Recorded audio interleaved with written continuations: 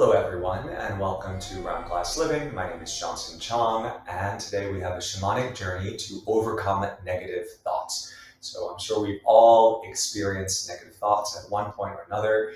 And the thing is, with negative thoughts, we have to understand the root cause of where they originate from. Not only that, we have to feel where they're located in the body and move and shift them. Because from a yogic perspective, we know that the mind and the body are interconnected. You cannot divorce them.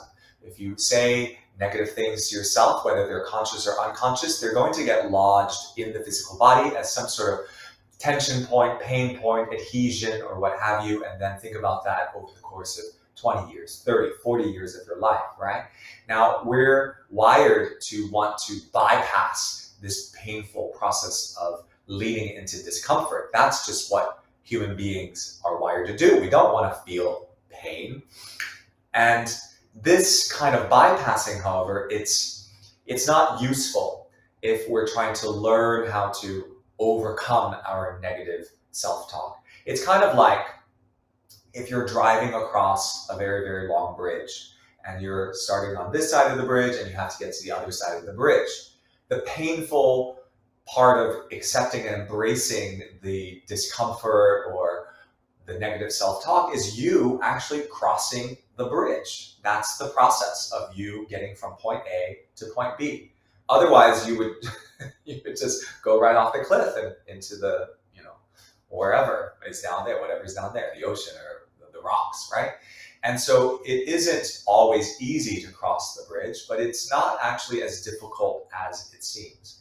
There is a system, there is a skill to practice. And this is the process of self-dialogue.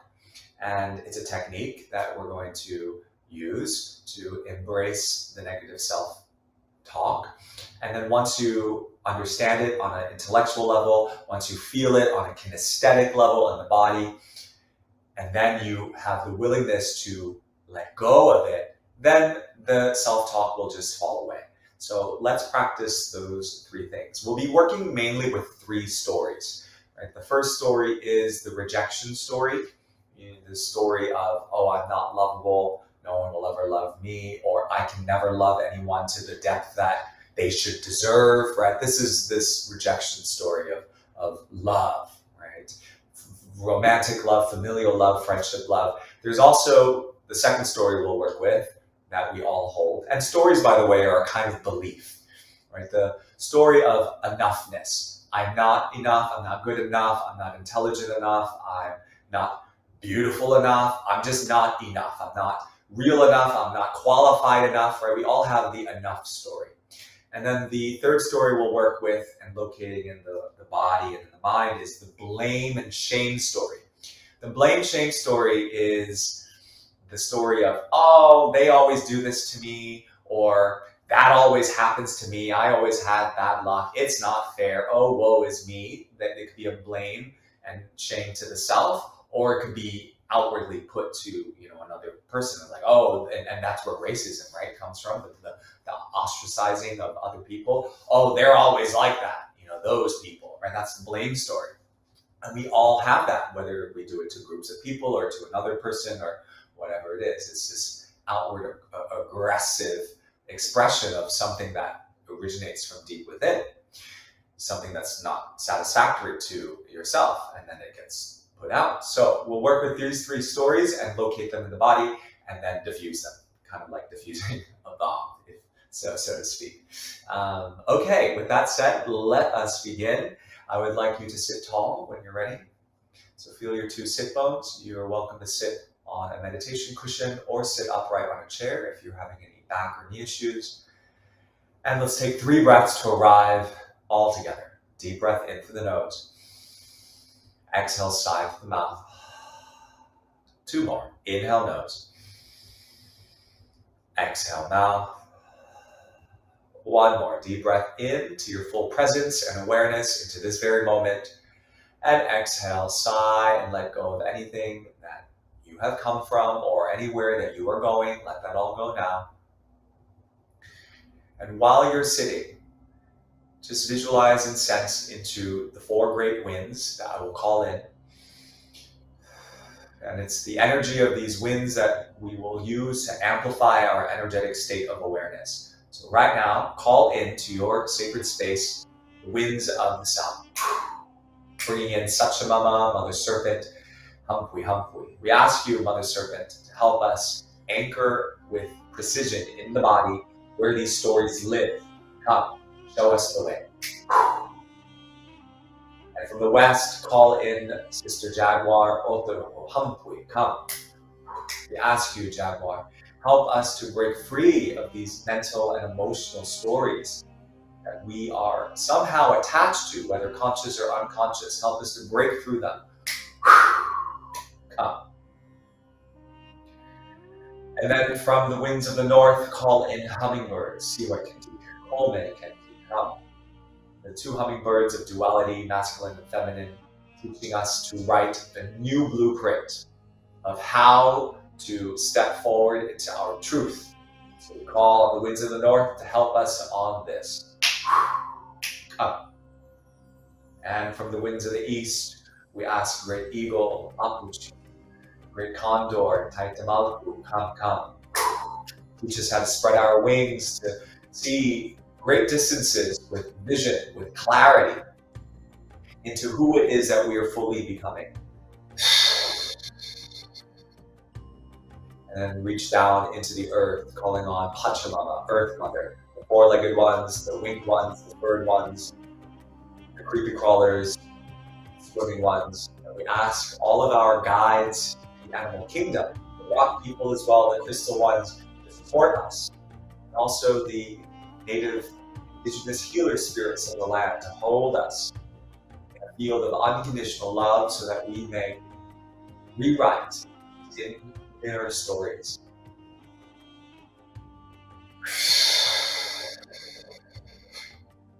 And then reaching your arms up towards the sky, towards the heavens, connecting to the unseen, to the stars, to the sun, to the moon, Mama Kila, Tata Inti, to Mama Koto, the seven sisters of the Pleiades. We ask you to open up a field of celestial light so that we may anchor more firmly into our lives and into our becoming right here, right now. And so sacred space is open. Feel and breathe into that. Breath in, deep breath out.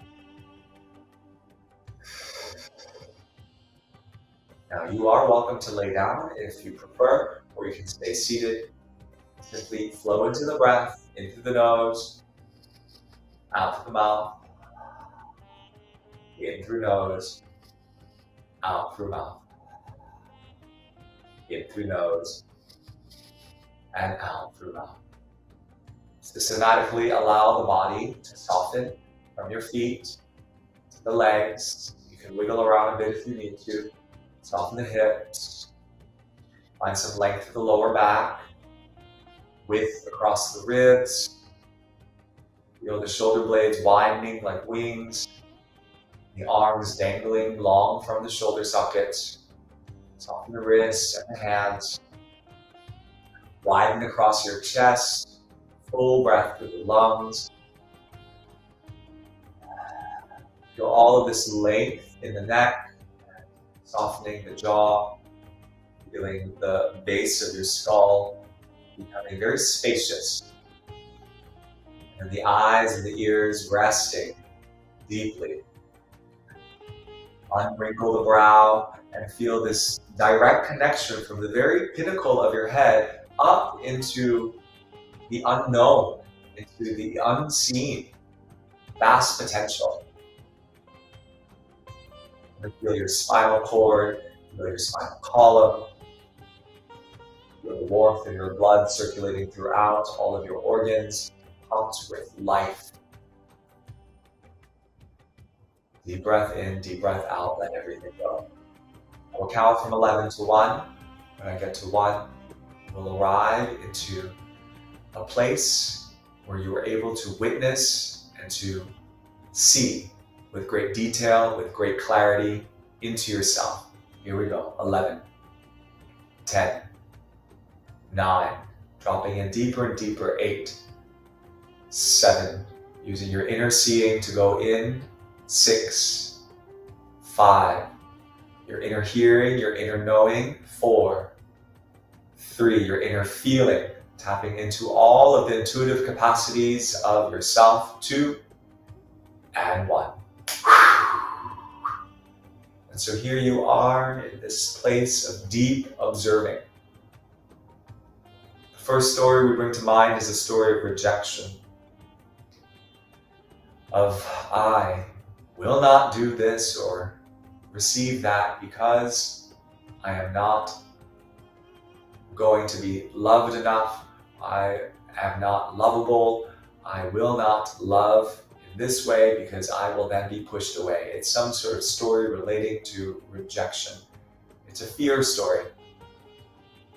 So notice in your life right now, presently, where is it in your life that you may be a bit afraid of being rejected, of being told no?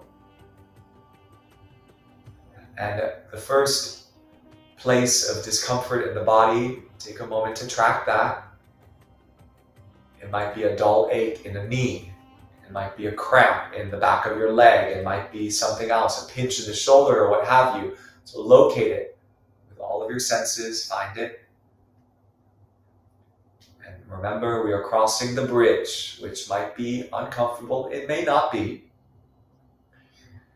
And I invite you to magnify this tension, to give it space to express itself.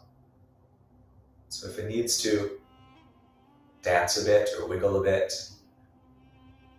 or compress a bit, or whatever it is that it needs to do, allow that to happen.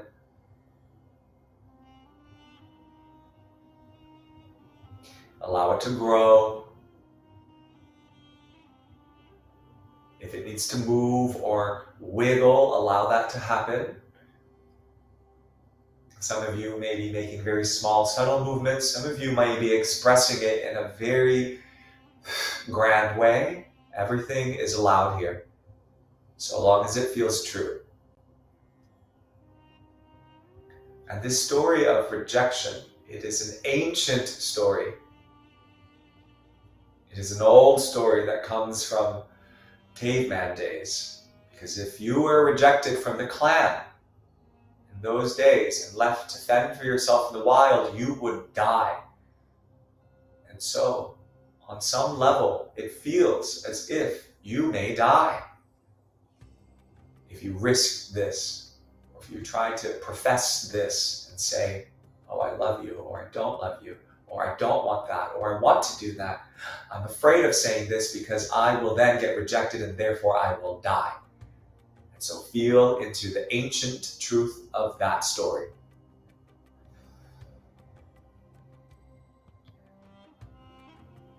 And whatever it is that's happening physically in your body, imagine you're drawing a little bullseye around that point of discomfort in the body. And then find another point, that's an exit point. Remember, we're crossing a bridge.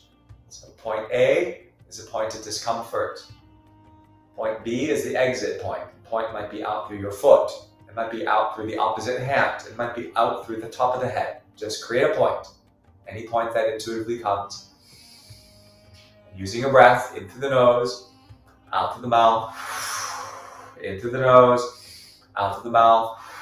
The breath is like the gas pumping through the car. You step on the gas pedal and you blow and you send out wherever this physical tension is in the physical out through point B. You release this old ancient story of rejection, of I'm not lovable, I cannot be loved in this way, I cannot do this in this way, oh, I'm afraid of that in that way, whatever it is, let it go. Let the four winds carry it out of your system.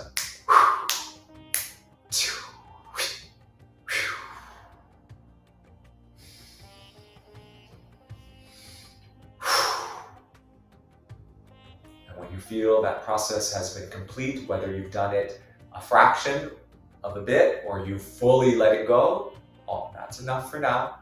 Take 3 deep breaths to catch your breath. In through the nose, out through the mouth. In through the nose, out through the mouth. In through the nose, out through the mouth. Some of us release in big ways. Some of us need to release in small little doses. All is welcome. Now bring your awareness to the enough story. The story of enoughness. Of I am very enough. I am more than capable. Or it's I am not enough. I feel like a fraud. I don't feel intelligent enough or beautiful enough, not tall enough, not strong enough, not qualified enough, not enough. Or maybe it's the overly enough. I'm super enough. I'm more than enough. I'm so boastful. I'm so ego-driven. I'm more than enough. And so the enough story, where does that live in the body? Notice how that's playing out in your day-to-day, in your interactions with yourself and also with other people. How does it lead to certain patterns of thoughts or behaviors?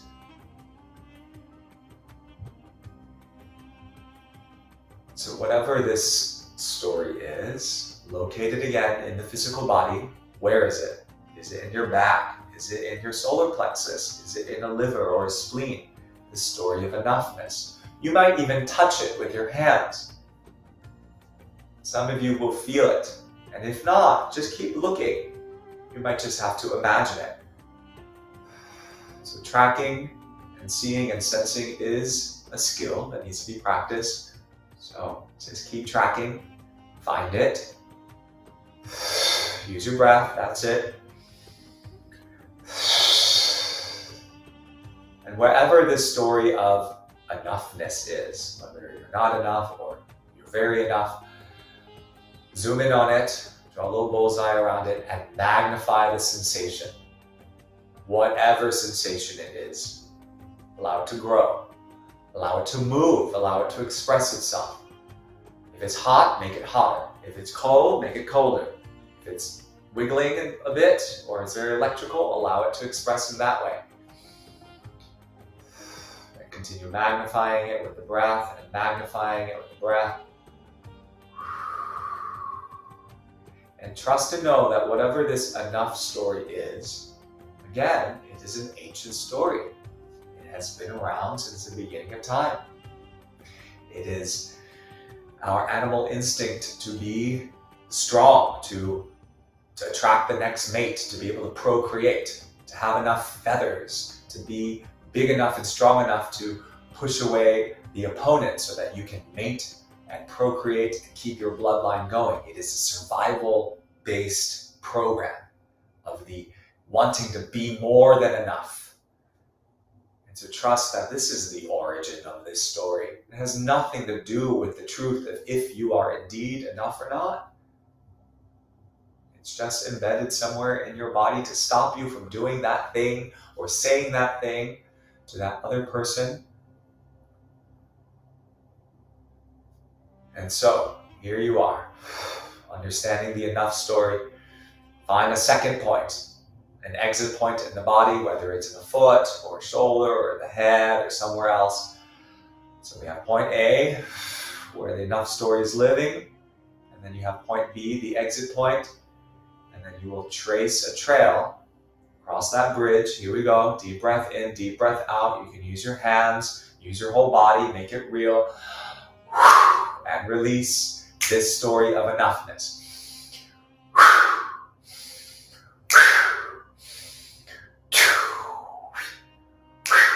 That's it. Let it leave your system, whether in big bits or small bits, let it go.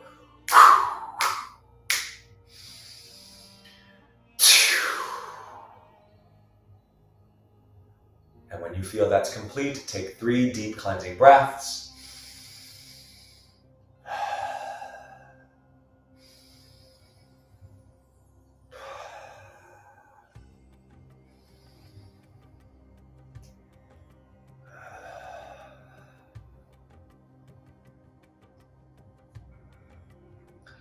Now, the third and final story we will investigate in our body is the blame and shame story. So conjure up in your mind's eye something in your life where you are perhaps pointing the finger at you or at another person. Or maybe if there's nothing obvious, then look through your entire life and notice which is more charged, the blaming or the shaming, whether it's on yourself or another. And this pointing the finger at another, wherever that is in your body, locate it now, find it. It's an outward projection of, oh, it can't be me. No, it's not me, it's the other. Or, oh no, it's all my fault. Oh, woe is me, it's totally me. I'm so sorry, I'm so sorry. Please don't hurt me. Don't hit me, don't something, right? I will bow down and let you do your thing. I will step out of the way. So it's either pointed at the self or it's pointed at the other, inward or outward. And so notice where that is in the body. Find it now. Use your breath. Is it like a knot in your stomach? Is it a sharp pain running up through the spine? What is it? Is it a niggle in the toe? Where is this blame, shame story? And so locate it. Locate the pattern of how you receive blame and shame, or how you even give blame and shame. Input and output.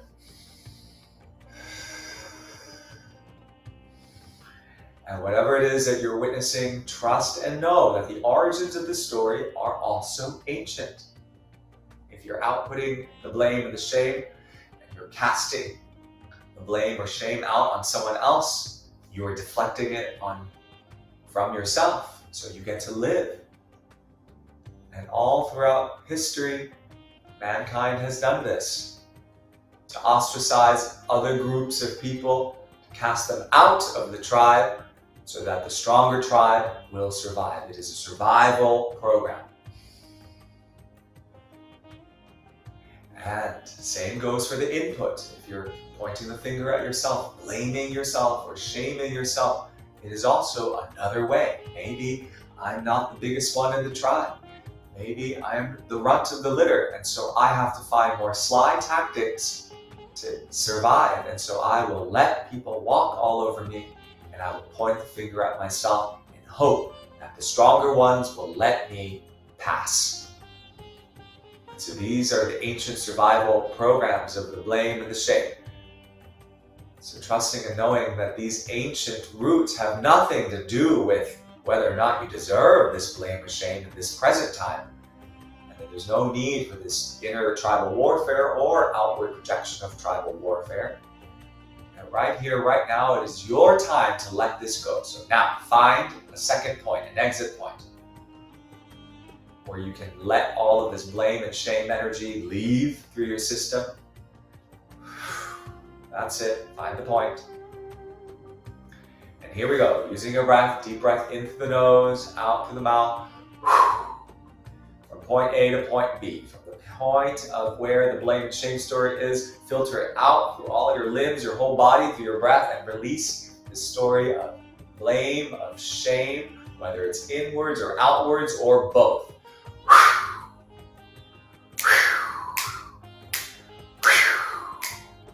You can shake it out, you can tweeze it out, you can pull it out it goes. That's it, out with your breath. That's it, make it count.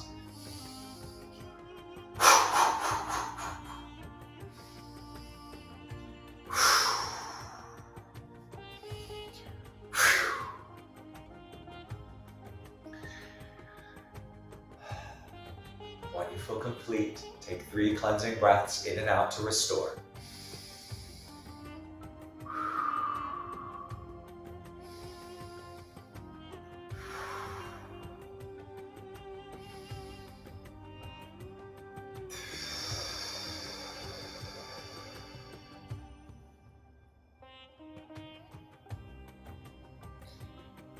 And now letting go of all 3 of those stories, the rejection story, the enoughness story, the story of blame and shame.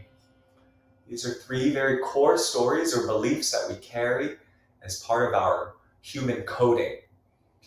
And for now, we let them go. even if it's just temporary.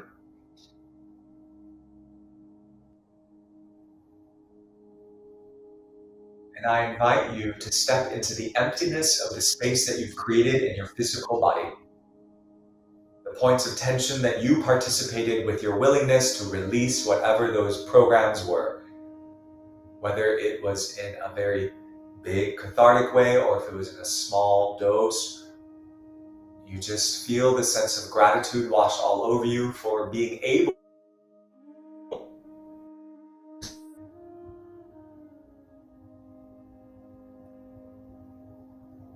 And then take a deep breath in through the nose, deep breath out through the mouth. Inhale gratitude. Exhale whatever is not that.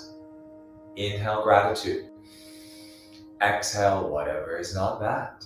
One more. Inhaling gratitude for this moment that we're having together. And exhale anything that's not that. Now on the next inhale, hold the breath at the top and stay very full of gratitude. Pause the breath there, drop your chin to your chest like you're holding your breath underwater. Press your tongue into the roof of the mouth and pull your pelvic floor muscles up. We'll hold the breath there for about 30 seconds or so. And imagine you're staring right into the center of your brain. And you're looking right into this empty space, this space where there is only one story. And this is the story of I am enough, I am lovable, I am full, I am capable, I am powerful, I am strong, I am beautiful. This story that's connected to the oneness story. I am one with myself, my thoughts, my feelings, with my environment, my friends, my family. I am completely interconnected to my purpose. It's the oneness story. So feel into that right in the center of the brain. And when you can no longer hold the breath, you let go of the chin lock. Exhale, sigh. Deep breath in, deep breath out. Inhale, oneness. Exhale, anything that's not that, anything that feels fractured. When you inhale oneness, it is the oneness of the mind, the body, the heart, the spirit. It's all of those things. It's even all the negative chatter that we just experienced. And that's part of us. We embrace it. And on the exhale, you let go of anything that's unfocused, distracting. Do that 3 more times. Inhale nose. Feel this quality of oneness. It smells a certain way. It feels a certain way. And then exhale, let it go. 2 more full breaths like that. Breathe in. Breathe out. Find an inner smile on the creases of your mouth. 1 more. Inhale. And exhale.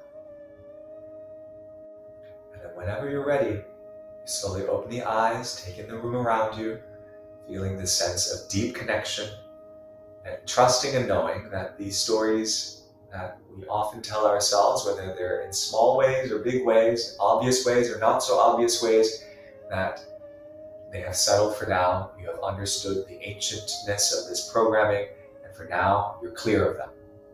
And remember, because these are ancient programs, it doesn't mean they ever go away. There is a benefit to these stories coming up, these fearful stories coming up into the forefront of our mind.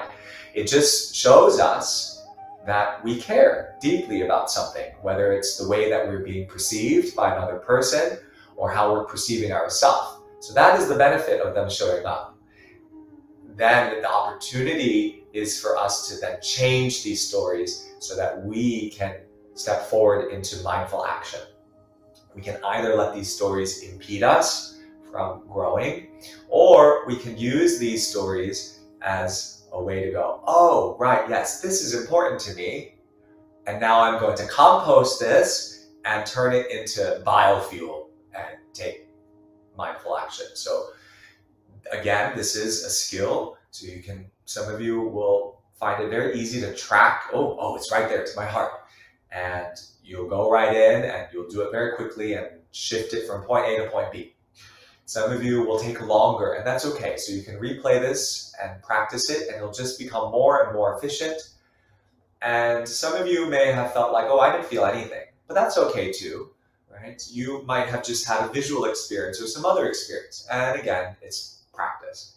So a lot of this shamanic work, remember, shaman means the way, it's your way. It's the way is bound in the principle of oneness. And oneness means you connect to every dimension of you, right? The shamans talk about the three worlds, the lower worlds, the middle worlds, and the upper worlds, right? The seen and the unseen, the visible and the invisible, the material and the energetic, all of those being bridged together. And when you're talking to the physical body and to the mental and the emotional, and even to the rocks or the trees or what have you, that is you bridging all these worlds together. And this is what we're doing, but with our thoughts, right? Because when these kinds of negative imprints are understood and then cleared, then you can go and meditate, right? Then you can sit in stillness. If you're trying to sit in stillness and do a meditation practice, you can't if all of this is clouding the way. So that's the purpose of all of this work. Thank you so much for joining me. Continue exploring and connecting on our app with all the wonderful practices that we have, roundglass.com or on the app. Thank you. My name is Chong, and I'll catch you on the other side.